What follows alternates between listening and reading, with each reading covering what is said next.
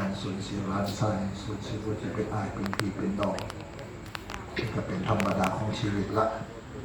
ถ้าบอกว่าพอสิตายยังใดตายมองใด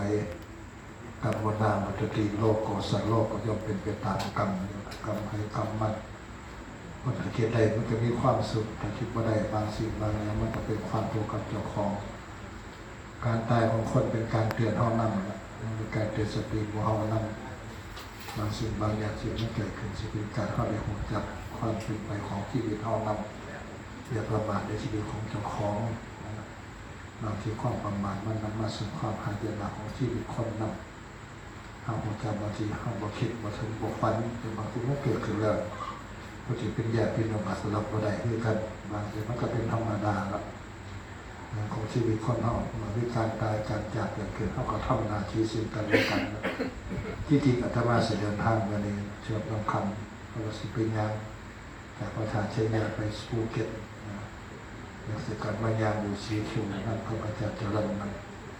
เลยไม่ได้ไปติดงานอยู่สีก็ต้องอยู่จังหวัดสุดท้ายพอดีก็มีงานเชียงนั่นแหละอยู่ข้างบนมาเชียงอื่นมันไปเชียงสีสเกลมันจะเก่าเชียงอยู่โอ้ดีว่าเด็ด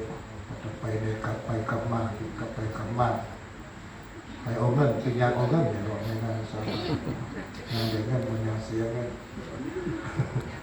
แต่วันยามันกับวันใดวันยามันกับวันใดมันเป็นเงินรู้สึกเป็นอย่างเราเห็นมันก็ได้ขึ้นมาสร้างมันอย่างนี้ก็ย้อนย่างย้อนขาแตะตีนแตะเนี่ยตัวนี้เป็นภาษามันคือจิตอ๊อมันสอบเปิดบางทีสอบอ๋อเป็นอย่างนั้นที่ตายเร็วๆครับเดี๋ยวของเป็นอย่างนั้นก็ตายอะไรก็เคยบอกไปอยู่ตลอดเวลาเป็นคนอาตมาเอาไปอยู่นำตอนเป็นนักเรียนอยู่สอนอยู่อย่างนั้นอยู่ที่หนังสือเดี๋ยวเขาเป็นคนชีวิตตอนนี้ละความเสียใจมันคือธรรมดาละเราก็ต้องทำใจละยังมีสภาพความเป็นจริงเป็นบุคคลนะเพราะนั้นผมจะเป็นการมาให้เห็นให้มันเป็นให้มันโปร่งเห็นความแก่ชราเห็นตลับปัดนอนไปไม่กลับหลับไม่ตื่นฟื้นไม่มีดีไม่พ้นไปบวกกับกระตุ้นการเวลาผ่านไปบวกกับมาเขาได้แก่ตัวได้ทุกคนมีเวลาทองกัน24 ชั่วโมงแต่ใครจะใช้ให้มีคุณค่าห้ามเวลาสำหรับทุกคน24 ชั่วโมงไปใส่เห็นเกิดคุณกันในโดยที่ตัวเขามันบวกกับเขามาได้แก่ตัวนั่นคือไปไม่กลับหลับมาตื่นก็คือความหลงในชีวิตเจ้าของได้หลับบางสิ่งมันเกิดความหลงเกิดมามันทำความหายหนักเกิดความนอน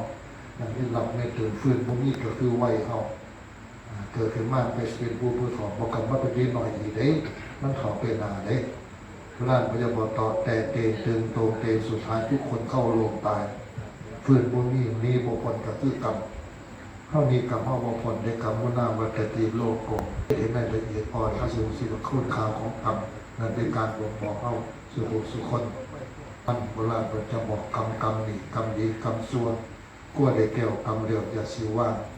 ดีบดีมันเข้าสางามเป็นงามเข้าแก้เข้าโมเหตุเข้าโมทำเข้าโมหำเข้าโมเฮียนเข้าโมเพี้ยนเข้าโมสารกรรมสิเลมันจะได้มากเรื่อยหน่อยทหารเป็นของโต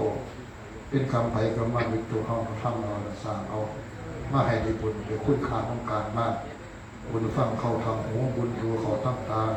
บุญภาวนาเขาตั้งใจบุญกลางบุญไหวบุญไปเข่งเขาทางฟังหนึ่งให้ได้เข้าสู่บุญมากๆนั่นคือการมาเสียมีคุณค่าฟังแล้วจะเป็นขอกับเจ้าของนั่งมันสวดที่จะเป็นขอเย็นย่าไปหลอกจะเป็นขอเย็นกับเจ้าของ